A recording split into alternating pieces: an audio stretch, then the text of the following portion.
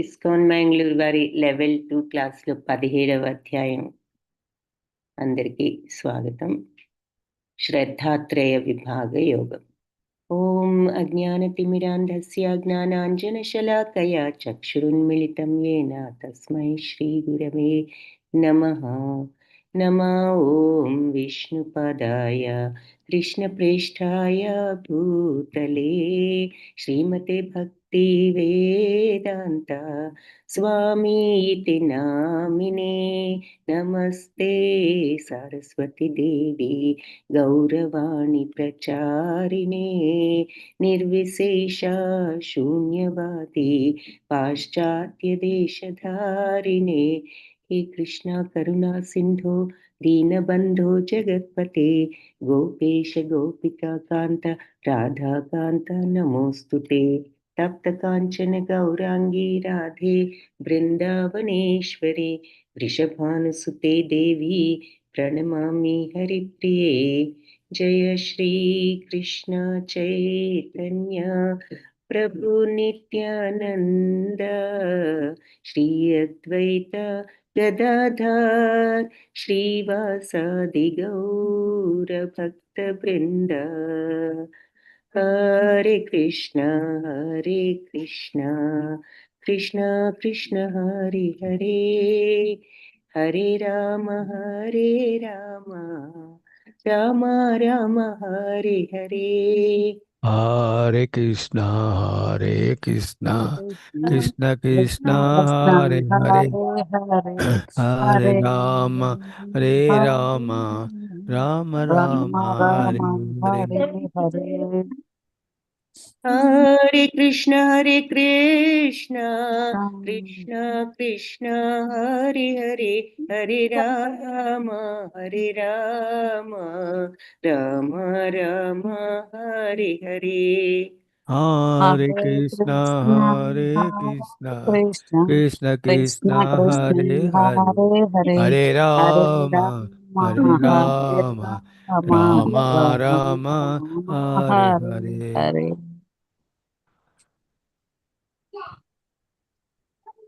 హరే కృష్ణ భక్తులందరికీ. సో శ్రద్ధాత్రేయ విభాగ యోగంలో కొన్ని పోయిందమ్మే ఏందో ఒత్తితే ఏందో పోయింది.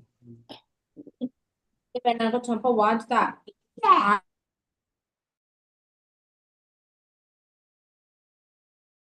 మ్యూటాల్ చేశాను మాతాజీ. ఓకే.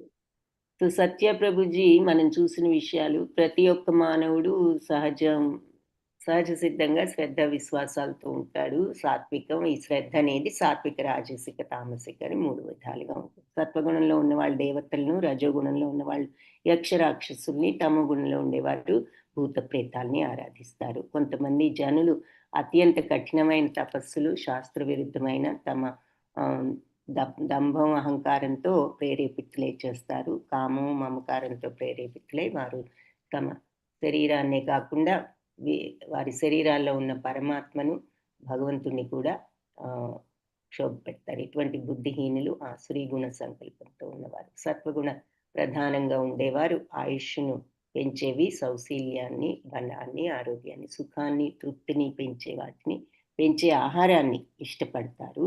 ఇటువంటి ఆహారం రసవంతం, సత్వ అంటే బలాన్ని, పోషకాన్ని ఇస్తుంది. సహజంగానే రుచిగా ఉంటాయి. అతి చేదుగా, పుల్లగా, ఉప్పగా, వేడిగా, ఘాటుగా, ఎండిపోయిన మరియు కారంగా ఉన్న ఆహార పదార్థాలు రజోగుణ వాడికి ఇష్టమైనవి. ఇటువంటి ఆహారాలు బాధను, దుఃఖ శోకామయ ప్రద అన్నారు కదా, ఇస్తాయి. Very good. ఎండిపోయిన మాడిపోయిన ఆహారము అంటే ఫ్రైడ్ ఫుడ్స్ కానీ ఇటువంటివి, మురిగిపోయిన ఆహారము కలుషితమైనది, అపరిశుద్ధమైనది, తామసీ గుణం వాళ్ళకి ఇష్టమైనది. Very good. ఓకే. ఇంకా ఫలాపేక్ష లేకుండా శాస్త్ర విధి నియమాలు పాటిస్తూ చేయవలసిన కర్తవ్యం అని మనసులో దృఢ సంకల్పంతో చేసిన యజ్ఞం సత్వగుణంతో చేసినట్లు, ప్రాపంచిక లాభం కోసం అహంకారంతో చేసే యజ్ఞం రజోగుణంలో చేసినట్లు. శ్రద్ధా విశ్వాసాలు లేకుండా, శాస్త్ర నియమ విరుద్ధంగా, ప్రసాద వితరణ లేకుండా, మంత్రం లేకుండా, దక్షిణ లేకుండా, మంత్రహీనం అన్నారు కదా. సో తమో గుణంలో ఉన్న యజ్ఞం. Very good. Okay. Okay. Okay. Very good. ఓహ్! ధన్యవాదాలు ప్రభుజీ. 4 PM అయితే వీలవుతుందా ప్రభుజీ? ఒకసారి అనుకుంటున్నాము 4 PM కూడా ట్రై చేద్దామని. హ్మ్.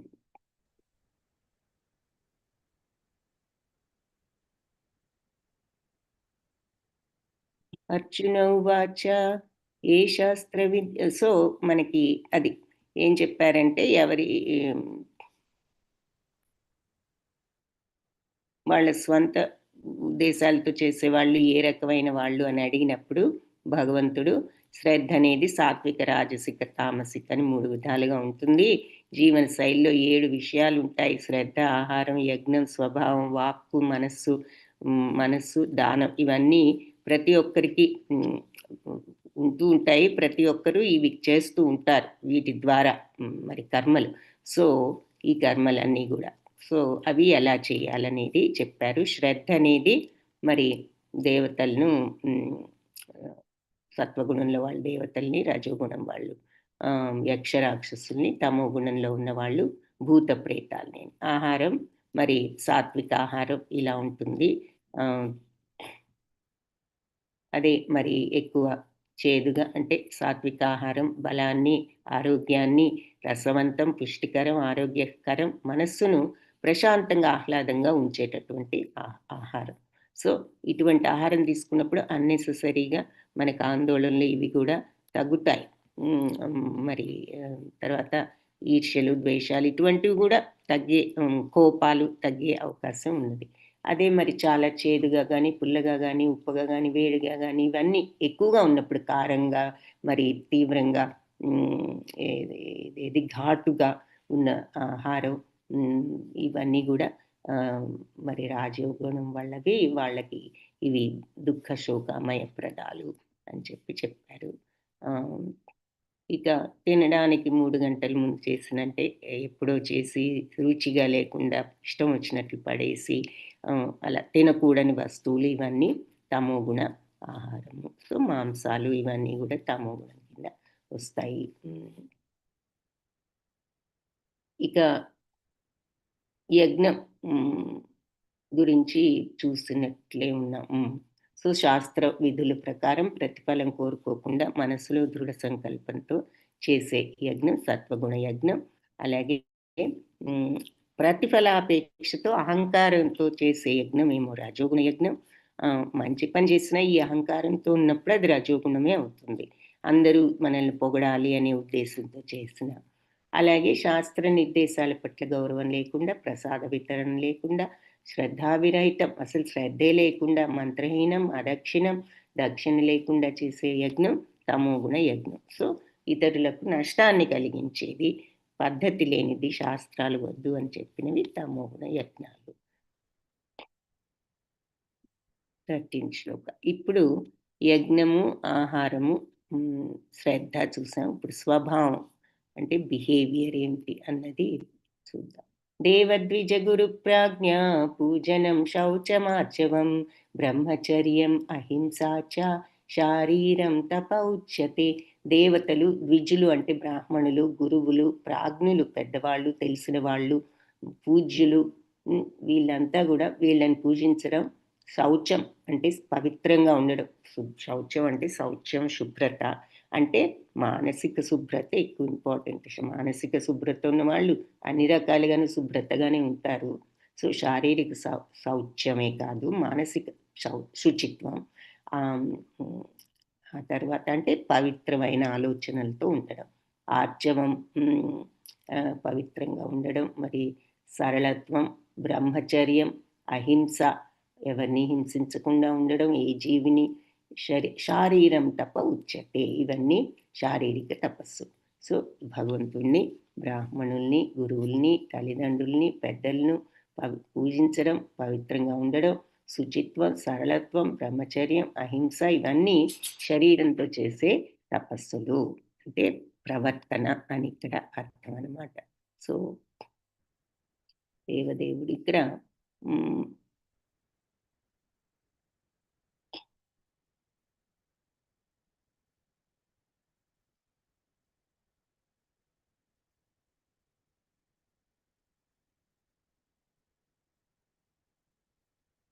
అనుద్వేగకరం వాక్యం సత్యం ప్రియహితం చయత్ స్వాధ్యాయాభ్యసనం చైవ వాంగ్మయం తప ఉచ్యతే. ఇప్పుడు వాక్కు అంటే బిహేవియర్లో కూడా తపస్సు అంటే బిహేవియర్, ప్రవర్తన, మన నడవడిక. అది శారీరక నడవడిక అంటే ఇలాంటి పెద్దవాళ్ళందరినీ గౌరవిస్తూ శుభ్రంగా పవిత్రంగా పవిత్రమైన మనసుతో మృదువుగా. బ్రహ్మచర్యము అంటే గృహస్థు సరి అయిన పద్ధతిలో ఉన్నప్పుడు అది బ్రహ్మచర్యం కిందే లెక్క అని చెప్పారు. అహింస ఇవన్నీ కూడా శారీరక తపస్సులు. ఆ ప్రవర్తన అనేది కరెక్ట్గా ఉన్నప్పుడు అది శారీరక తపస్సు. ఇక వాక్ తపస్సు ఎలా ఉంటుంది అంటే అనుద్వేగకరం వాక్యం, ఉద్వేగం లేకుండా మాట్లాడే మాట వాక్ తపస్సు. సత్యమైన మాట, నిజం పలకడం. ప్రియం అంటే అవతల వాళ్ళకి ప్రియకరమైనటువంటి మాటలు చెప్పాలి. వాళ్ళకి ఇష్టం లేని మాటలు చెప్తే మరి అది కరెక్ట్ కాదు. నువ్వు చేసిన పని బాగుండలేదంటున్నారు, మీ ఇంట్లో ఏదో ఫంక్షన్ చేశారు, అందులో వంటలు ఏం బాగుండలేదంటున్నారు అని మనం వెళ్ళి ఎవరికైనా చెప్తే అది వాళ్ళకి ఏ రకంగా ఉపయోగపడుతుంది? వాళ్ళ మనసుని బాధ పెట్టడం తప్ప. సో వాళ్ళకి వినడానికి ఇష్టమైన విషయం అయితేనే చెప్పాలి కానీ అనవసరమైన విషయాలు చెప్పకూడదు. సత్యం చెప్పాలి, అవతల వాళ్ళకి ప్రియమైన విషయాలైతే చెప్పాలి, హితం అవతల వాళ్ళకి బెనిఫిట్ అంటేనే చెప్పాలి. ఇప్పుడు మనం ఇలాంటివి చెప్పినందువల్ల వాళ్ళకి ఏమైనా ఉపయోగం ఉందా? వాళ్ళకి ఇంకా మనసును కష్టపెట్టిన వాళ్ళం అవుతాం. సో వాళ్ళకి బెనిఫిట్ లేని విషయం, వాళ్ళకి వినడానికి ఇష్టం లేని విషయం. కొన్ని చోట్ల ఎక్సెప్షన్స్ ఉంటాయి. ఇప్పుడు పెద్దవాళ్ళుగా చిన్నపిల్లలు ఏదైనా తప్పు చేసినప్పుడు మీరు చేసేది కరెక్ట్ కాదు అని చెప్పవచ్చు. ఉపాధ్యాయులు పిల్లలకు చెప్పవచ్చు. అది వినడానికి ఇష్టం లేకపోయినా వాళ్ళు సరిదిద్దుకోవాల్సిన అవసరం ఉంది కాబట్టి అది వేరు. కానీ ఇలాంటి ఎగ్జాంపుల్స్లో జనరల్గా అవతల వాళ్ళకి బెనిఫిట్ లేని విషయాలు, ఉపయోగం పడని విషయాలు మనం చెప్పకూడదు. వాళ్ళకి హితకరం కానివి చెప్పకూడదు, వాళ్ళకి కష్టం కలిగించేవి చెప్పకూడదు అని చెప్తున్నారు. నిజం కాకపోతే ఎలాగూ చెప్పకూడదు అన్నమాట. సో ఇవన్నీ వాక్ తపస్సులు. సో ఒకటి, అసలు ఉద్వేగం లేకుండా మాట్లాడగలగటం. మనం అంటే ఆవేశపడిపోయి గట్టిగా మాట్లాడటం ఇవన్నీ కూడా చేయకూడదు అంటున్నారు. ఎప్పుడు కూడా అనుద్వేగకరంగా మాట ఉండాలి. అలాగే ఆ మాట సత్యమైనది, ప్రియమైనది, హితకరమైనది అయి ఉంటేనే అవతల వాళ్ళకి ఆ మాట చెప్పాలి. ఇక నెక్స్ట్ స్వాధ్యాయాభ్యసనం. స్వాధ్యాయాభ్యసనం అంటే వేదాలను చదవడం, వేదవాంగ్మయాలు అంటారంటే వేదాలను అభ్యసించడం, నేర్చుకోవడం. సో వేదాలు ఏదైనా మనం నేర్చుకుని ప్రార్థనలు ఇవన్నీ చదవడం అది స్వాధ్యాయాభ్యసనం. అది కూడా వాక్ తపస్సు. అలాగే కూడా స్వాధ్యాయం వేదాలు అభ్యసించడం కూడా నిశ్చయంగా వాంగ్మయం, ఈ వాక్కుకు సంబంధించిన తపస్సే.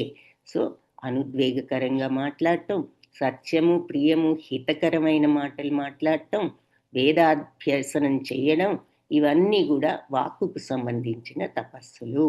సత్యం, ప్రియం, హితకరం, అనుద్వేగకరం అయిన వచనాలు పలకడం, నిత్యము వేదపారాయణ చేయడం అనేవి వాక్కుకు సంబంధించిన తపస్సులు.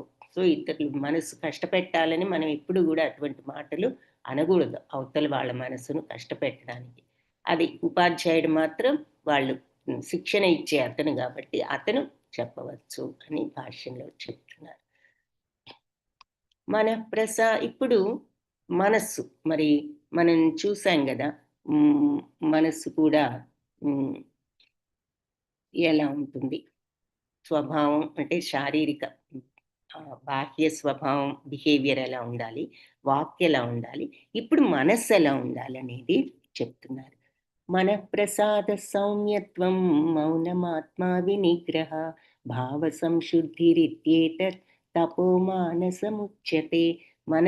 మనస్సు సౌమ్యంగా ఉండడం అంటే ఎవరిని కూడా కష్టపెట్టకుండా, ఎవరిని వంచకుండా, సౌమ్యత్వం, మృదు అంటే ఎప్పుడు కూడా ప్రశాంతంగా ఉండగలగడం. మనసు ప్రసాద అంటే తృప్తితో, ప్రశాంతతతో, మౌనంగా, ఆత్మ వినిగ్రహ అంటే ఆత్మనిగ్రహంతో. మౌనం అంటే అన్నెసెసరీ మాటలు మాట్లాడకుండా ఉండడమే కాకుండా మనస్సును కూడా అన్నెసెసరీ ఆలోచనలు, అనవసరపు ఆలోచనలతో మనస్సును నింపకుండా, అంటే మనోమౌనం కూడా ఉండాలి. పైకి మాట్లాడకుండా ఉన్న లోపల మైండ్లో వాళ్ళు ఇలా వీళ్ళు ఇలా అనుకుంటుంటే దానివల్ల ఉపయోగం ఏముంది? సో మన ఆలోచన అయినా ఒకటే, మాట అయినా ఒకటే. సో చెడు మాట ఉండకూడదు, చెడు ఆలోచన కూడా ఉండకూడదు. అందుకని మనస్సును కూడా మౌనం చేసుకోవటానికే ఈ భగవన్నామ రెపిటేషన్ మనకి మార్గం అన్నమాట. సో మనసును అలా అన్నెసెసరీ ఆలోచనల వైపు వెళ్ళనివ్వకుండా మనం చూసుకోగలుగుతాం. ఆత్మ వినిగ్రహం, సెల్ఫ్ కంట్రోల్. కోపం రాగానే మాటలు అనేయడం, ఆవేశపడిపోవడం, లేదంటే జలసీ రాగానే ఏదైనా అనడం, ఇలా కాకుండా నిగ్రహించుకోగలగడం. భావ సంశుద్ధి అంటే మనస్సులో ఉన్న ఆలోచనల్ని శుద్ధి చేసుకోవడం, చెడు ఆలోచనలు లేకుండా ఉండడం. భావాలను శుద్ధి చేసుకోవడం అంటే క్లీన్ థాట్స్, సరి అయినటువంటి ఆలోచన విధానాన్ని పెంపొందించుకోవడం సరి అయినటువంటిది. అసలు అంటే వీలైనంత వరకు అన్నెసెసరీ ఆలోచనలు లేకుండా మనస్సును ఖాళీగా ఉంచుకోవాలి. అందుకే భగవన్నామంతో దానిని నింపాలి. ఇత్యేతత్, ఇవన్నీ కూడా తపోమానసం ఉచ్యతే, మానసిక తపస్సులని చెప్పబడ్డాయి. సో మన ప్రసాదం అంటే మనస్సు తృప్తిగా ఎప్పుడూ తృప్తితోనే ఉంటారు వాళ్ళు, అసంతృప్తి ఉండదు వాళ్ళకు. సరళత్వం, సౌమ్యత్వం, మౌనం అంటే శారీరక మౌనమే కాదు, మనస్సును కూడా మౌనంగా ఉంచగలరు. అన్నెసెసరీ ఆలోచన లేకుండా, అనవసరపు ఆలోచన. ఆత్మ వినిగ్రహం అంటే నిగ్రహించుకోగలగటం, సెల్ఫ్ కంట్రోల్, భావ సంశుద్ధి, ఆలోచన విధానంలో పవిత్రత, ఇవన్నీ కూడా మానసిక తపస్సులు. సో తృప్తి ఎప్పుడు వస్తుంది? కోరికలు తగ్గినప్పుడు తృప్తి వస్తుంది, లేదంటే ఎప్పుడు అసంతృప్తితోనే ఉంటాం. శ్రద్ధయా పరయా తప్తం తపస్తత్రివిధం నరై అఫలాకాంక్షిభిర్యుక్తై సాత్వికం పరిచక్షతే. దివ్యమైన శ్రద్ధతో కేవలం భగవంతుడి నిమిత్తమే భౌతిక వాంఛారహితులమై మనం చేసేటటువంటి ఈ 3 తపస్సులు కూడా సాత్విక తపస్సులు. ఏది? ఇప్పుడు మనం చూసిన ఈ మానసిక తపస్సు, వాక్ తపస్సు, మరి శారీరక తపస్సు. దేవద్విజ గురువులందరినీ పూజించడం, శుచిగా ఉండడం అంటే మానసికంగా పవిత్రంగా ఉండడం, మృదువుగా బ్రహ్మచర్యం, అనవసరపు తప్పుదారుల్లోకి వెళ్లకుండా ఉండగలగడం, అహింస, ఇవన్నీ కూడా శారీరక తపస్సులు ఈ 3. సో ఈ 3 తపస్సులు కూడా మరి సాత్విక తపస్సులు అని చెప్తున్నారు. ఇక సత్కారమాన పూజార్థం తపోదంభేవ చైవయత్ క్రియతే తదిహ ప్రోక్తం రాజసం చలమధ్రువం. గౌరవం, సన్మానం, పూజల కోసం గర్వంతో చేసే తపస్సు రజోగుణ ప్రధానమని చెప్తారు. ఇది స్థిరం గాని శాశ్వతం గాని కాదు అని అంటున్నారు. సో సత్కారమాన పూజార్థం అంటే సత్కారాల కోసం, మాన అంటే గౌరవం, సన్మానాల కోసం పూజలు చేయించుకోవాలి, అందరితో గౌరవించబడాలి, సన్మానించుకోవాలి, పూజింపబడాలి, అంటే బాగా రెస్పెక్ట్ తెచ్చుకోవాలని గర్వంతో చేసే పనులు రజోగుణ ప్రధానం అని అంటున్నారు. అది అటువంటి పనులు దానివల్ల స్థిరత్వం కానీ శాశ్వతం కానీ కాదు అవి అని చెప్తున్నారు. సో దానికి ఎగ్జాంపుల్గా ఇక్కడ ఏం చూపిస్తున్నారు అంటే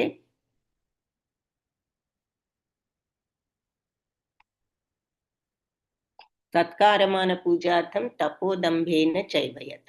సో క్రియతే తదిహ ప్రోక్తం. ఇక్కడ చేస్తే ఇలా చేస్తే సత్కారాల కోసం, పూజల కోసం, గౌరవాలు, సన్మానాల కోసం గర్వంతో చేసే తపస్సు రజోగుణ తపస్సు అని అంటారు. ఇది చలము అధ్రువం అంటే స్థిరమైనది కాదు, దీనివల్ల వచ్చే బెనిఫిట్స్ అశాశ్వతం కూడా అంటున్నారు.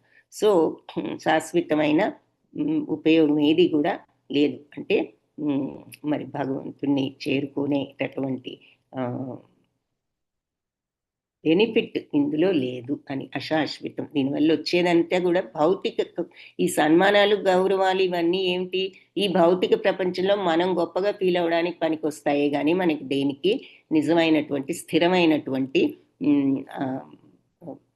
బెనిఫిట్స్ మనకి ఇవ్వవు అని అందుకని ఇది అస్థిరము, అశాశ్వతము, దీనివల్ల వచ్చేది కూడా అని చెప్తున్నారు.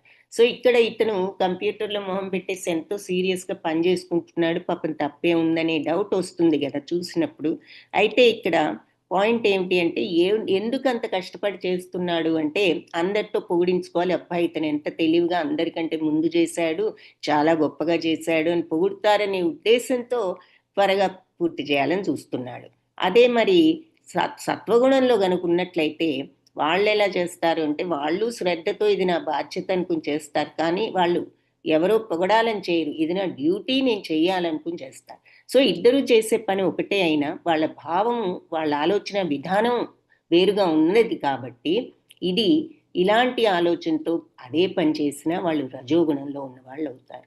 అదే నా బాధ్యత అనుకుని చేసినప్పుడు సత్వగుణంలో ఉన్న వాళ్ళు అవుతారు. సో అది ఇక్కడ డిఫరెన్స్. సో గౌరవాలు, సన్మానాలు, పూజలు అందుకోవాలని ఏదైనా మనం చేస్తే ఆ ఫీలింగ్తో, ఆ తాపత్రయంతో అది రజోగుణంతో చేసినట్లు అవుతుందన్నమాట. సో దానివల్ల వచ్చే బెనిఫిట్స్ అన్ని భౌతికమే, అంతేగాని సుస్థిరమైనటువంటి పర్మనెంట్ బెనిఫిట్ రాదు అంటున్నారు. ఇక మూఢగ్రాహీణాత్మనో యత్పీడయా క్రియతే తపః పరస్యోత్సాదనార్థం వా తత్తామసముదాహృతం. మూఢత్వంతో వాళ్ళని వాళ్ళే పీడయా క్రియతే తపః, వాళ్ళని వాళ్ళే హింసించుకుంటూ చేసే తపస్సు, లేదా పరస్యోత్సాదనార్థం అంటే వేరే వాళ్ళని హింసించాలనే ఉద్దేశంతో లేక అలా చేసినా సరే తత్తామసం ఉదాహృతం, అది తమో గుణానికి చెందినదని చెప్తారు. సో వాళ్ళని వాళ్ళే హింసించుకుంటూ చేసిన, లేదా ఇతరులను నాశనం చేయాలి, గాయపరచాలి అనే ఉద్దేశంతో చేసిన ఇట్లాంటి మూర్ఖత్వంతో చేసే తపస్సును తమో గుణ తపస్సు అని చెప్తారు అంటున్నారు. సో కొంతమంది మరి ఇదివరకు రోజుల్లో ఈ రాక్షసులు ఇలా వాళ్ళని వాళ్ళే హింసించుకుంటూ వాళ్ళ రక్తాన్ని కట్ చేసుకుని అగ్నిలో వేయటం ఇటువంటివి చేస్తూ ఏదో చేస్తూ ఉండేవారు. కొన్ని ఎగ్జాంపుల్స్ ఇక్కడ చూపిస్తున్నారు. ఇంకా కొందరు మరి భస్మాసురులు లాంటి వాళ్ళు, నేను ఎవరి తల మీద చేవేస్తే వాళ్ళు భస్మం అయిపోవాలి అనేటటువంటి వరాన్ని కోరుకోవడం కూడా జరిగింది. సో వాళ్ళని వాళ్ళు హింసించుకున్న, ఎదుటి వాళ్ళని హింసించడం కోసం చేసే తపస్సులైన తమోగుణ తపస్సులు. సో ఈ రోజుల్లో ఎగ్జాంపుల్ చెప్పుకోవాలి అంటే ఎదుటి వాళ్ళకి మనం కష్టం కలిగించడానికి చేసే ఏ ప్రవర్తన అయినా తమోగుణ తపస్సు కింద వస్తుంది. దాతవ్యమితి యద్దానం దీయతేనుపకారిణే దేశే కాలే చ పాత్రే చ తద్దానం సాత్వికం స్మృతం. ఇక ఇప్పుడు చివరిది లాస్ట్ పాయింట్ దానం కదా. సో మనం ఇప్పటి వరకు నిన్న శ్రద్ధ, ఆహారం, యజ్ఞం చూసాం. ఈరోజు స్వభావం అంటే శారీరకంగా మన ప్రవర్తన ఎలా ఉండాలి, బాహ్య స్వభావం, బాహ్య ప్రవర్తన, వాక్ ఎలా మాట్లాడాలి, మనస్సుని ఏ రకంగా చెడు ఆలోచన లేకుండా పవిత్రంగా ఉంచుకోవాలి, ఇక చూసిన తర్వాత ఇప్పుడు దానం ఎలా ఉంటుంది అనేది చూస్తున్నాం. సో ఈ 3 సరళత్వంలో చూసాము. ఈ 3 కూడా మరి రజోగుణం, తమో గుణంలో కూడా చూసాం కదా. రజోగుణంలో అందరూ మనల్ని పొగుడతారని, సన్మానం చేస్తారని మనం గనక అలా ప్రవర్తిస్తూ పనులు చేస్తే ఆ రీజన్ కోసం అది రజోగుణం అవుతుంది. ఇక తమో గుణం వాళ్ళని వాళ్ళే హింసించుకోవడం, అంటే ఇదివరకు రోజుల్లో వాళ్ళు ఇలా చేసిన రాక్షసులు, తపస్సులు, ఈ రోజుల్లో వాళ్ళని వాళ్ళే హింసించుకుంటూ చేయడము అంటే వాళ్ళు చెడు అలవాట్లకు లోనయ్యారనుకోండి, ఏదైనా డ్రగ్స్కి కానీ, టూ మచ్ డ్రింకింగ్కి కానీ, అప్పుడు ఏమవుతుంది, వాళ్ళ ఆరోగ్యం చెడిపోతుంది, అవతల వాళ్ళకు కూడా వాళ్ళు కష్టం కలిగించిన వాళ్ళు అవుతారు. మరి ఇంట్లో వాళ్ళకి, ఫ్యామిలీ మెంబర్స్కి, వీళ్ళందరికీ కూడా ప్రాబ్లం వస్తుంది వీళ్ళ వల్ల. సో ఇతరులను, వాళ్ళని వాళ్ళు కష్టపెట్టుకుంటున్నారు, ఇతరులను కష్టపెడుతున్నారు. ఇంకా కొంతమంది అసలు ఇతరులని గాయపరచాలని, వాళ్ళకి నష్టం కలిగించాలని చేస్తూ కూడా ఉంటారు కొన్ని పనులు. సో ఇవన్నీ కూడా తమో గుణపు ప్రవర్తనలు అని చెప్తున్నారు. సో ఇలా మనల్ని మనం హింసించుకుంటూ మన శరీరాన్ని చెడగొట్టుకున్న, ఎదుటి వాళ్ళని హింసించిన అది తమో గుణ ప్రవర్తన. ఇక అందరూ పొగడాలని పనులు చేస్తూ ఉంటే అది రజోగుణం అని చెప్తున్నారు.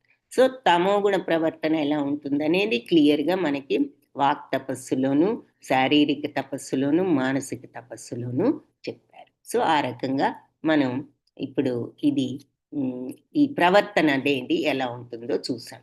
క్లియర్గా సాత్వికంలో స్వభావం, వాక్కు, మనస్సు ఎలా ఉంచుకోవాలని చెప్పారు. ఇప్పుడు లాస్ట్ది దానం ఎలా చేయాలి అన్నది చెప్తున్నారు. సో అది చూద్దాం. దాతవ్యమితి యద్దానం దీయతేనుపకారిణే దేశే కాలే చ పాత్రే చ తద్దానం సాత్వికం స్మృతం.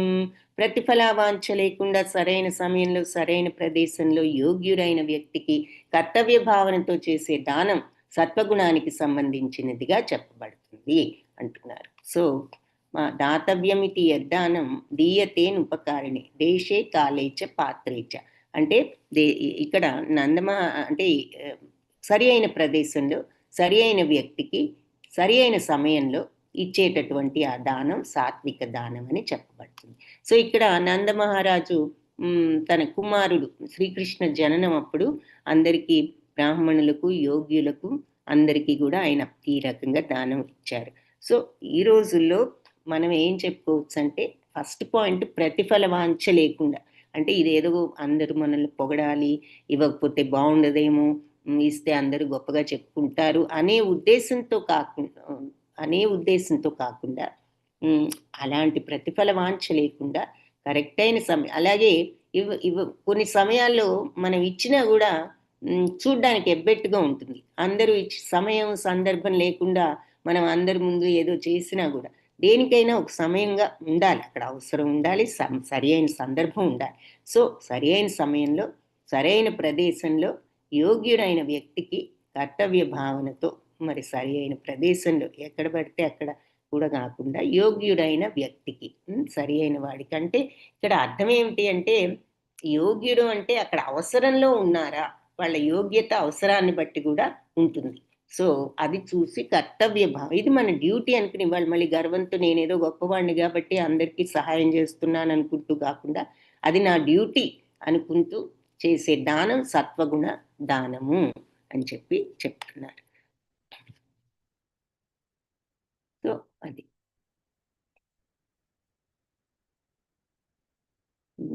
ప్రతిఫల వాంఛ లేకుండా సరైన ప్రదేశంలో సరైన సమయంలో తగిన వాడికి స్వధర్మం ఇది నా ధర్మం అనే భావంతో ఇచ్చిన దానం సత్వగుణ దానము అని ఇక్కడ చెప్తున్నారు. సో ప్రతిఫలాపేక్ష లేకుండా చెయ్యాలి దానం.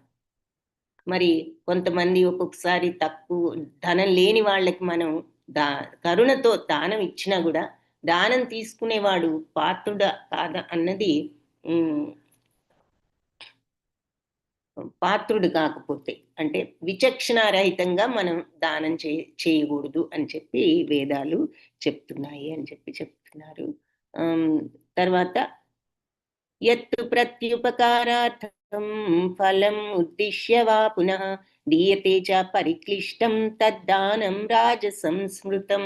ప్రతిఫల వాంఛతో గనక చేశాము అంటే ఎత్తు ప్రత్యుపకారార్థం, మనకి తిరిగి ఏదైనా ఫలితం వస్తుంది, మనం కనుక ఇది ఇచ్చామనుకోండి, మనకి ఇక్కడ డొనేషన్ ఇచ్చామంటే మనకి వాళ్ళ కాంట్రాక్ట్ ఇస్తారు, మనకు అక్కడ ఆర్డర్ ఏదో ఇస్తారు మన దగ్గర అనే ఉద్దేశంతో గనక డొనేషన్ ఇచ్చిన, అలాగే ఫలం ఉద్దిశ్య ఏదో ప్రయోజనం ఉంటుంది అనే ఉద్దేశంతో వా ఇచ్చిన, వా అంటే లేక ఆర్ అని అర్థం ఇంగ్లీష్లో, తిరిగి ఏదైనా బెనిఫిట్ వస్తుందేమో అని, లేదండి అంటే ప్రత్యుపకారార్థం తిరిగి ఏదైనా బెనిఫిట్ వస్తుంది అనుకున్నా, లేకపోతే మనకి తిరిగి ఏదైనా ఫలితం వస్తుంది అనుకున్నా దీనివల్ల అలా ఇచ్చిన దీయతేచ పరిక్లిష్టం, మరియు ఇష్టం లేకుండా ఇచ్చిన అంటే బలవంతంగా ఇస్తాను చూడండి, అబ్బా ఇవ్వకపోతే ఇంకేం బాగుండదు, వీళ్ళంతా తప్పదురా భగవంతుడు అనుకుని ఇచ్చాము అంటే అలాంటి దానమైన తద్దానం, అటువంటి దానం రాజసంస్మృతం రజోగుణ దానం. కాబట్టి ప్రతిఫల వాంఛ ప్రత్యుపకారార్థం కోసమైనా లేదా ఫలం ఉద్దిశ్య పునః తిరిగి మళ్ళీ ఏదైనా బెనిఫిట్ వస్తుందేమో అని ఇచ్చినా, లేదంటే దీయతేచ పరిక్లిష్టం అయిష్టతతో ఇచ్చినా కూడా ఫోర్స్ఫుల్గా తప్పదురా భగవంతుడా అని ఇచ్చిన ఇటువంటి దానం రజోగుణ దానం అని చెప్పారు అని చెప్తున్నారు. అది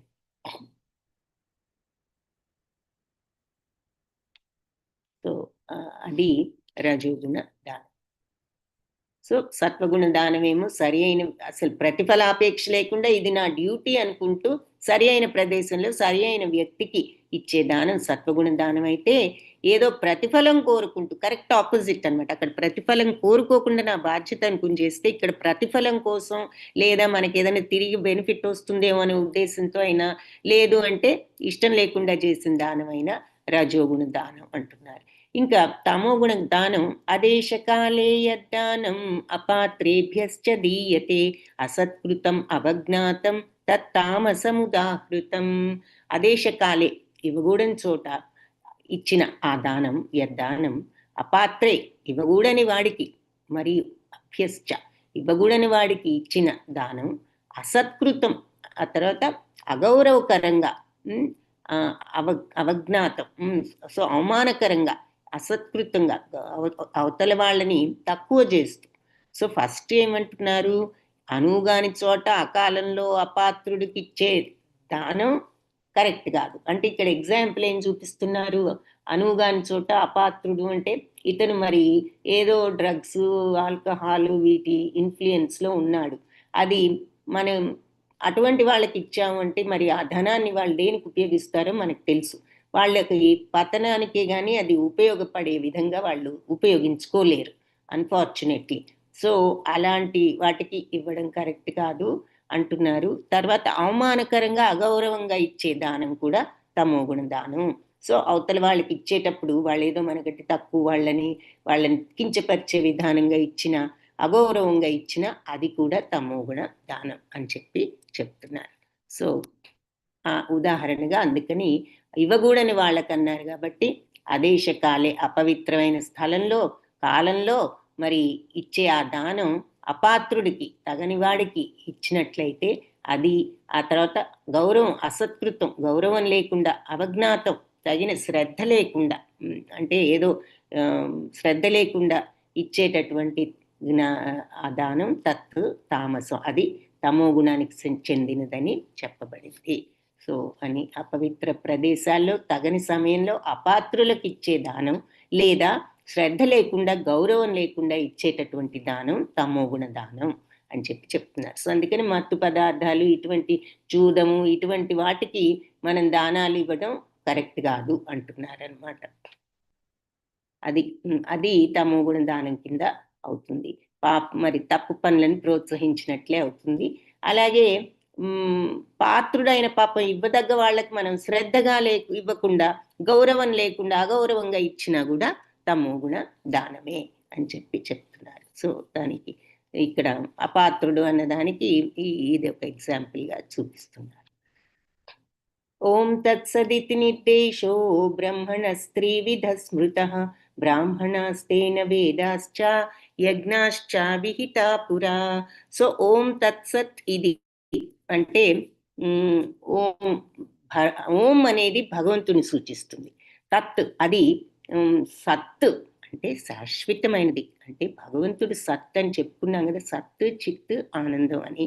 సో భగవంతుడు సత్ అంటే మార్పు లేనిది శాశ్వతమైనది. ఈ ప్రపంచంలో మార్పు లేనిది ఏది లేదు కదా, మరి అన్నీ మారిపోతూనే ఉంటాయి కదా, ఈవెన్ ఈ జగత్తు కూడా మారిపోతూ ఉంటుంది.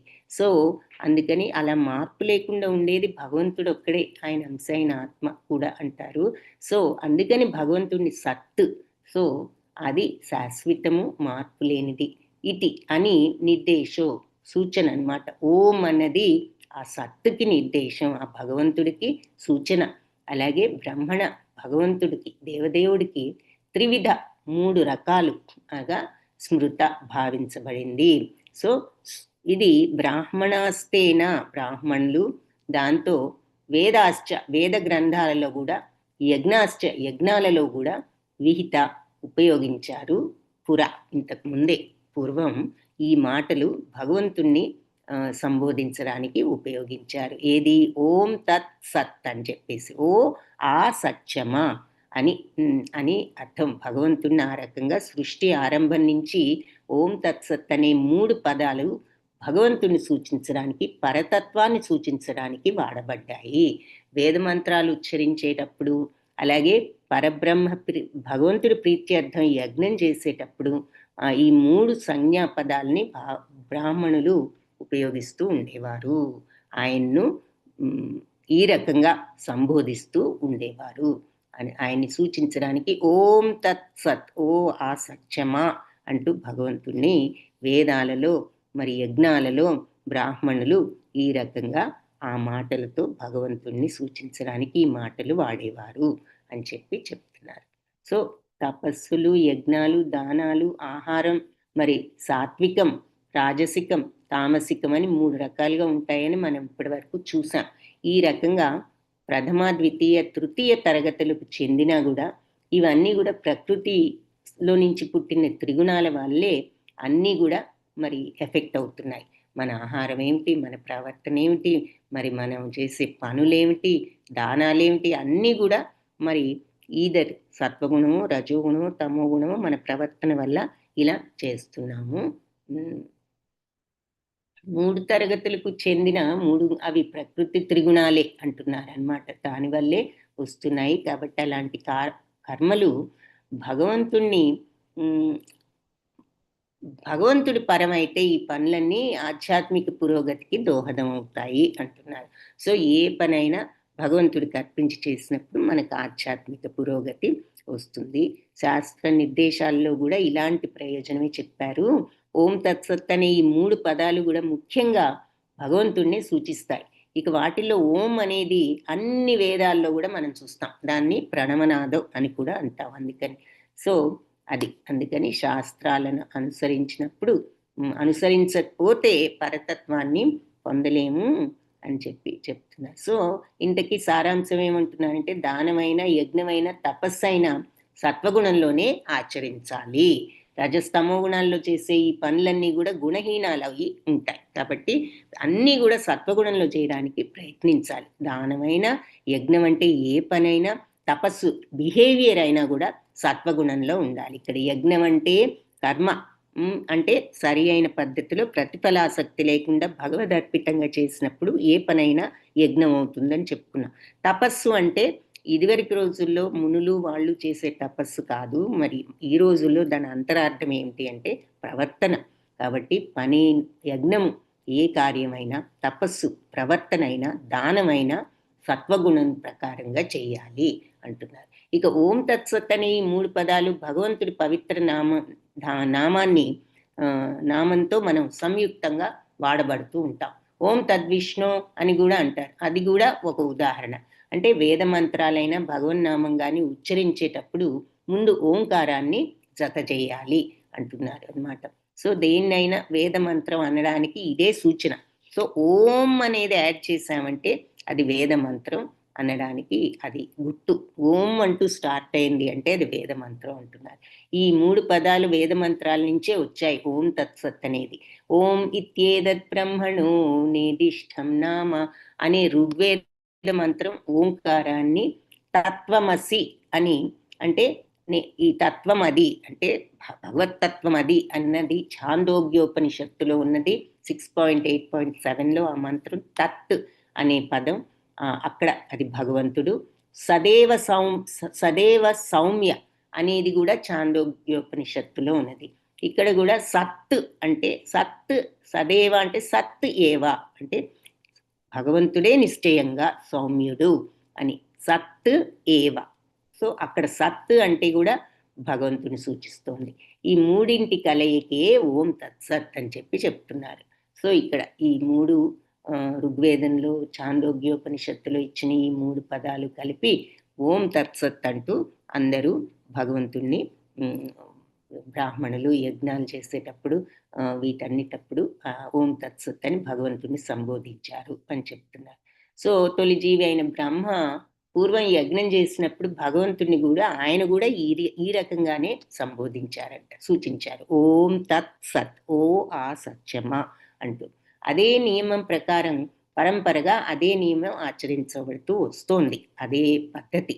కాబట్టే ఈ ఓం తత్సత్ అనే మంత్రం చాలా ప్రధానం, చాలా ముఖ్యమైనది, ఇంపార్టెంట్, ప్రాధాన్యత ఉన్నది దానికి. అందుకే ఏ కర్మ అయినా సరే ఓం తత్సత్ కొరకు మాత్రమే ఓనరింపమని భగవద్గీత కూడా ఏ పని చేసినా ఓం తత్సత్ అనుకుంటూ చేయండి అంటే ఆ భగవంతుడి కోసమే అన్నట్లుగా చేయండి. కాబట్టి ఎవరైనా సరే ఈ 3 పదాలని ఉపయోగించి దానం చేసినా, తపస్సు చేసినా, యజ్ఞం చేసినా వాళ్ళు భక్తిభావంతో చేసేవాళ్లే అవుతారు. సో మనం దానం చేసిన, యజ్ఞం చేసిన, తపస్సు చేసిన, ఏదైనా పని అయినా, ప్రవర్తన అయినా, దానమైనా ఓం తత్సత్ భగవంతుడి కోసం అన్నట్లుగా చేస్తే ఆ మాటలు అనుకుంటూ మనకు మెల్లగా ఆ భావం కూడా డెవలప్ అవుతుంది అంటున్నారు.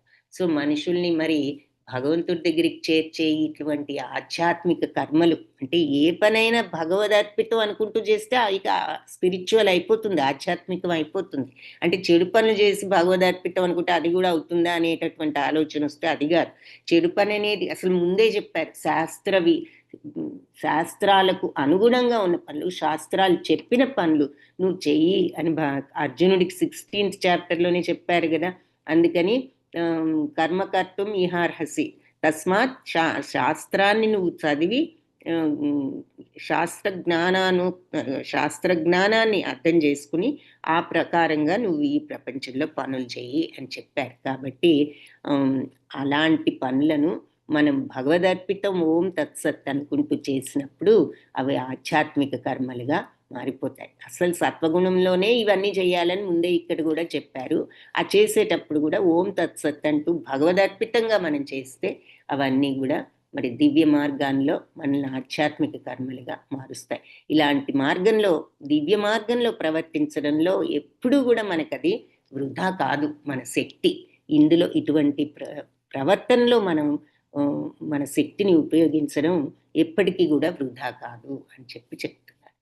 తస్మాత్ ఓం. సో అందుకని ఆ ఓం తత్సత్ అంటూ వాళ్ళు బ్రాహ్మణులు యజ్ఞాలు చేసిన మరి ఏది చేసినా కూడా ఈ 3 పదాలని ఉపయోగించేవారంటే వాళ్ళు యజ్ఞాలు చేసేటప్పుడు ఓం తత్సత్ అంటున్నారు అంటే అది భగవంతుణ్ణి సంబోధిస్తున్నారు, సూచిస్తున్నారు. పైన మనకి నారాయణుణ్ణి ఇక్కడ చూపిస్తున్నారు. సో అది దేవతల కోసం చేసినప్పుడు ఆ భగవంతుణ్ణి ఓం తత్సత్ అంటూ ఆ రకంగా మనం ఏ కర్మ చేసినా, ఏ యజ్ఞం చేసినా, ఏ దానం చేసినా, ఏ తపస్సు, ఎలా ప్రవర్తనలో కూడా ఎప్పుడు భగవంతుణ్ణి ఈ రకంగా తలుచుకుంటూ చేయాలి అంటున్నారు. అప్పుడు అది ఆధ్యాత్మిక కర్మ కింద మారిపోతుంది. తస్మాత్ ఓం ఇత్యుదాహృత్య యజ్ఞదాన తపక్రియా ప్రవర్తంతే విధానోక్త సతతం బ్రహ్మవాదినాం. తస్మాత్ కాబట్టి ఓం అనుకుంటూ ఇత్యుదాహృత్య ఇలా మనం చెప్పినట్లుగా యజ్ఞదాన తపస్సులను గనక చేస్తూ ఉన్నట్లయితే ఈ పనులన్నీ ఈ రకంగా ఏది ఓం తత్సత్ అంటూ భగవదర్పితంగా మనం యజ్ఞాలైనా దానాలైనా తపస్సులైనా. సో మన యజ్ఞం ఏమిటి అంటే మనం చేసే ప్రతి పని, మన దానం, తర్వాత మన తపస్సు అంటే మన ప్రవర్తన, ఈ పనులన్నీ కూడా ఓం అనుకుంటూ ప్రవర్తించినట్లయితే అట్లాగే ఆరంభం అవుతున్నాయి. విధానోక్త ఎలా అంటే శాస్త్ర విధానాలను అనుసరించి సతతం ఎల్లప్పుడూ బ్రహ్మవాదిన అంటే దివ్య తత్వం ఉన్న వాళ్ళచ్చే ఈ రకంగా చేయబడుతున్నాయి. కాబట్టి శాస్త్ర నియమానుసారం యజ్ఞము, దానము, తపస్సులను చేపట్టే ఈ తత్వజ్ఞులు అంటే మంచి మార్గంలో ఉన్న ఈ దివ్య జ్ఞానులు పరమ పురుషుణ్ణి పొందడానికి అన్ని యజ్ఞాన్ని, దానాన్ని, తపస్సుల్ని కూడా ఓంకారంతో ప్రారంభిస్తారు అని చెప్తున్నారు. సో ఋగ్వేదంలో కూడా ఓం తద్విష్ణు పరమం పదం అని వస్తుంది 1.20 to 20.20లో. ఓం తత్ విష్ణు, ఆ విష్ణువు పరమం పదం, ఆయన పాదాలే దివ్యమైనవి అని అర్థం. సో అందుకని ఏ శాస్త్ర నియమాలన్నీ కూడా నువ్వు ఏ యజ్ఞం చేసినా అంటే ఏ కార్యం చేసినా, ఏ దానం చేసినా, ఏ తపస్సు, నువ్వు ఎలాంటి నీ ప్రవర్తన అంతా కూడా చేసినప్పుడు నువ్వు భగవంతుని పొందడం కోసం ఈ పనులన్నీ కూడా ఓంకారంతో ప్రారంభించు అంటున్నారు. అంటే ముందు భగవంతుడిని తలుచుకో. ఓంకారం భగవంతుడికే ప్రతినిధి. అది మనం 10th చాప్టర్లో కూడా చూసాం. తదిత్యనభిసంధాయ ఫలం యజ్ఞ తపక్రియా దాన క్రియాశ్చ వివిధా క్రియంతే మోక్షకాంక్షిభిః. ఫలాపేక్షరహితంగా ప్రతి వాళ్ళు యజ్ఞము, దానము, తపస్సులను తత్ అనే పదంతో పునరించాలి. మళ్ళీ చెప్తున్నారు, తత్ అంటే ఆ భగవంతుడి కోసం, నా కోసం కాదు అనే భావాన్ని మనం పెంచుకోవడం అన్నమాట. ఓం తత్ సత్, ఆ సత్యమా ఇది నీకు అర్పిస్తున్నాను అని.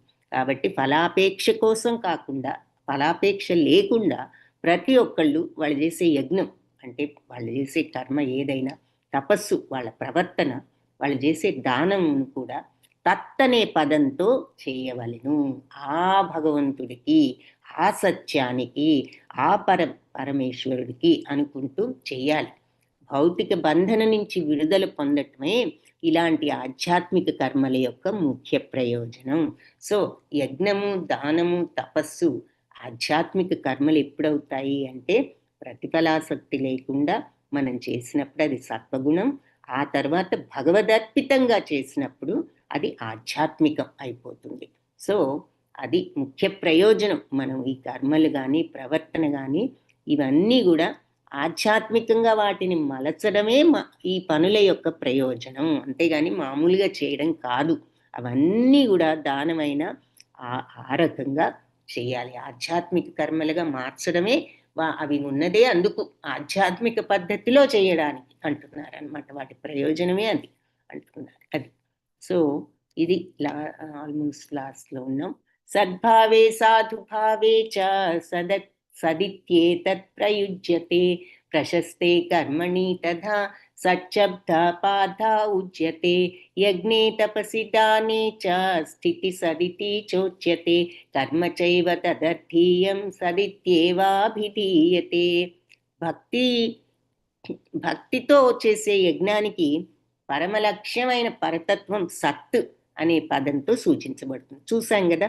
సో మనం భక్తితో ఒక పని చేస్తున్నప్పుడు సత్ అనే మాట, ఓం తత్ సత్ అనే పదం అక్కడ సూచించబడుతుంది. భక్తితో చేసే యజ్ఞానికి పరమలక్ష్యం పరతత్వం సత్ అనే పదంతో సూచించబడుతుంది. కాబట్టి పృథక్కుమార, దివ్యములై ఉండి భగవంతుడి ప్రీత్యర్థం అనరింపబడే సర్వ యజ్ఞ తపస్సులు, దానాలు, ఈ కర్మల వలె యజ్ఞకర్త కూడా సత్ అనబడతాడు.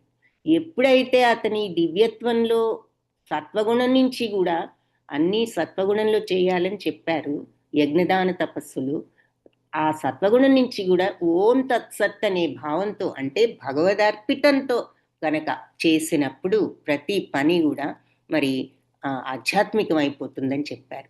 సో అలా ఆధ్యాత్మికంగా ప్రతి పనిని కూడా ఓం తత్ సత్ అనుకుంటూ చేసిన కర్త కూడా, యజ్ఞకర్త కూడా సత్ అయిపోతాడు.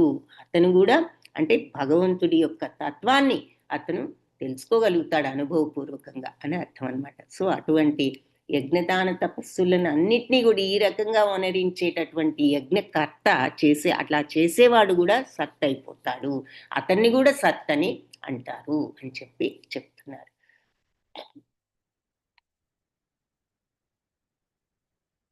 అంటే సద్భావే సాధుభావే అంటే ఇటువంటి సద్భావంతో సాధుభావంతో ఉన్న ఆధ్యాత్మిక స్థితిలో అది అంటే సద్భావం సాధుభావమే ఆధ్యాత్మిక స్థితి. ఆ స్పిరిచువల్ మెంటాలిటీ అంటే ఏంటి? చెడు ఆలోచన లేకుండా సద్భావాలతో ఉండడం, సాధుభావం మృదుత్వంతో, మంచితనంతో, కరుణతో ఉండడం, ఇవే ఆధ్యాత్మిక స్థితి. స్వార్థరహితంగా ఉండడం. సో ఇది భక్తిలో ఉన్నప్పుడు సత్వం అంటాము. తర్వాత భక్తి రసభావితుడు ఇంకా భక్తిలో ఇలా ఆధ్యాత్మికకు వెళ్ళినాడని సాధువు అంటాం. కాబట్టి ఆధ్యాత్మిక విషయాలన్నీ కూడా మరి భక్తుల సాంగత్యంలో మనకు అర్థమవుతాయని భాగవతంలో కూడా చెప్తారు. సో ఓం తత్స్ అలా మనకి ఓం తత్సత్ అనే మాట యజ్ఞోపవీతం అవి చేసేటప్పుడు కూడా అంటూ ఉంటారంటున్నారు. అదేవిధంగా ఏ రకమైన యజ్ఞాలైనా సరే వాటి లక్ష్యం ఏమిటి అంటే ఓం తత్సత్, భగవంతుడే మనకు జ్ఞేయము, ఆయనే అన్నిటికీ భోక్త అనే రకంగా ఉండాలి అని చెప్తున్నారు. సో అందుకని కర్మలన్నీ కూడా పూర్ణం అవ్వాలి అంటే, సర్వాన్ని సమగ్రం చెయ్యాలి అంటే ఈ దివ్యమైన ఓం తత్సత్ అనే పదాలని ఇలా పలు రకాలుగా ఉపయోగిస్తూ ఉంటారు అని చెప్తున్నారు. సో భగవంతుణ్ణి ఏదైనా ఆయనకు ఈ యజ్ఞదాన తపస్సులను ఈ రకంగా అర్పించగల కర్త కూడా సత్ అని పిలువబడతాడు. సో ఆ కర్త కూడా మరి సాధు స్వభావి అయి ఉంటాడు. సద్భావుడు, సాధుభావం మరి ఇవన్నీ ఉన్నప్పుడు అతను కూడా సత్ అయిపోతాడు. అంటే సద్భావం సాధుభావమే భగవంతుడి యొక్క తత్వం కాబట్టి. అశ్రద్ధయాహుతం దత్తం తపస్తప్తం కృతం చయత్ అసదిత్యుచ్యతే పార్థ నచ తత్ప్రేత్యనో ఇహ. ఇక ఏ పనైనా భగవదర్పితం అనుకుంటూ అలా చేస్తే అది ఎంత ఆధ్యాత్మికం, మనిషిని కూడా సత్తు చేసేస్తుందో చేసిన వాడిని కూడా. ఆ పద్ధతిలో చేసినప్పుడు అశ్రద్ధతో చేశాము అంటే, శ్రద్ధ లేకుండా, అది హుతం యజ్ఞమైన, దత్తం దానమైన, తపస్సు అయినా అశ్రద్ధతో చేసినది అది అసతి ఉచ్యతే, అది అసత్తే అని చెప్తారు పార్థ. నచ తత్ప్రేత్య నోయిహ, అది ప్రేత్య మరణించిన తర్వాత అయినా, ఇహ ప్రస్తుత జీవితంలో అయినా ఇక దానివల్ల ఏమీ నచ ఉపయోగకరం లేదు, దానికి ఏమీ యూజ్ లేదు. ఏది ఎప్పుడైతే శ్రద్ధ లేకుండా మనం చేసే యజ్ఞమైన, దానమైన, తపస్సు అయినా అశాశ్వతం. ఇందాకే దానం అప్పుడు చెప్పారు కదా, శ్రద్ధ లేకుండా చేసే దానం అని, అగౌరవంగా ఇచ్చిన దానం కూడా తమో కూడా దానం అని. అలా శ్రద్ధ లేకుండా చేసే యజ్ఞమైనా, దానమైనా, తపస్సు అయినా దానివల్ల వచ్చే ఫలితాలు కూడా అశాశ్వతం అని చెప్పారు కదా. సో ఇక్కడ మళ్ళీ చెప్తున్నారు, మీకు శ్రద్ధ లేకుండా గనక యజ్ఞం చేసినా, దానం చేసినా, తపస్సు చేసినా అది అశాశ్వతమే. అసత్తు అంటే అది కరెక్ట్గా భగవంతుడికి ఆపోజిట్ అనమాట. అది అసత్ అని పిలువబడుతుంది. అలాంటి కర్మలు ఈ జన్మలో అయినా, రాబోయే జన్మలో అయినా కూడా నీకు ఏమీ ఉపయోగం కలిగించవు అని చెప్తున్నారు. సో అది లాస్ట్ శ్లోక. సో అశ్రద్ధతో చేసే హుతం, యజ్ఞం, దత్తం, దానం, తపస్సు ఇవన్నీ కూడా అసత్ ఇత్యుచ్యతే, అసత్ అనే చెప్తారు. నచ తత్ప్రేత్య నోహ. సో నెక్స్ట్ జన్మలో అయినా, ఈ జన్మలో అయినా దానివల్ల ఏ ఉపయోగము లేదు అని చెప్పి లాస్ట్కి భగవంతుడు చెప్పారు. సో దేనికైనా శ్రద్ధ ఉండాలి. ఇక్కడ శ్రద్ధ అంటే ఏమిటి? నమ్మకం అని ఫస్టే చూసాం కదా. ప్రతి వాళ్ళకి దేని మీద దాని మీద శ్రద్ధ ఉంటుందని. సరైన సాత్విక శ్రద్ధ ఏది? భగవంతుణ్ణి మరి మీద నమ్మకంతో దేవతలను పూజిస్తే అది సాత్విక శ్రద్ధ అని చెప్పుకున్నాం.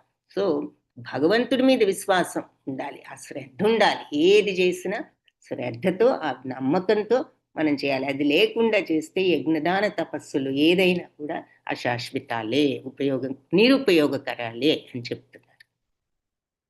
Hare Krishna Krishna Krishna Hare Hare, Hare Rama Rama Rama Hare Hare.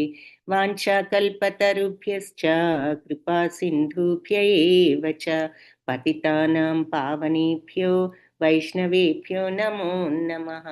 So last point మళ్ళీ ఒకసారి చెప్తాను. దేనికైనా ముందు నమ్మకం, శ్రద్ధ ఉండాలి ఫస్ట్. నెక్స్ట్ అన్నీ కూడా భగవదర్పితం అనే ఉద్దేశంతో మన యజ్ఞ దాన తపస్సులన్నీ కూడా ఆయన కోసమే, ఓం తత్ సత్ అనుకుంటూ చేయాలి అని చెప్తున్నారు. హరే కృష్ణ. సో దీంతో మన శ్రద్ధాత్రయ విభాగ యోగాన్ని కంప్లీట్ చేశాము. మంగళవారం తర్వాత మరి బుధవారం